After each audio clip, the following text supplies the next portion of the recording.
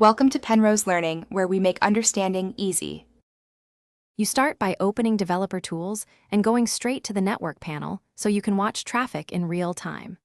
Once done, enable Preserve Log and disable caching to avoid missing calls. Make sure you filter to XHR or Fetch to focus on API requests. This reduces noise and shows JSON responses. You'll see each request appear as you interact with the page. That's where the API endpoints and parameters are revealed. Now trigger the action that should call the API.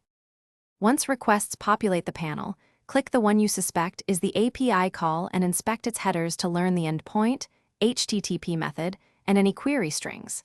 Then switch to Preview or Response to read the JSON. This reveals the data shape and helpful keys.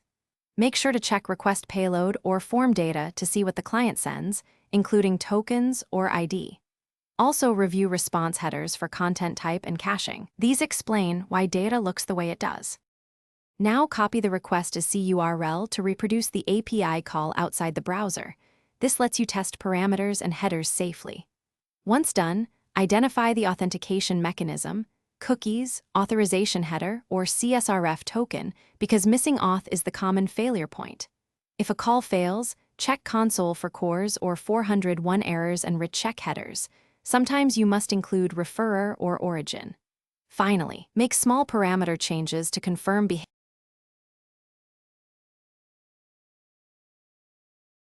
Thanks for watching. If this was helpful, leave a like and consider subscribing. See you next time.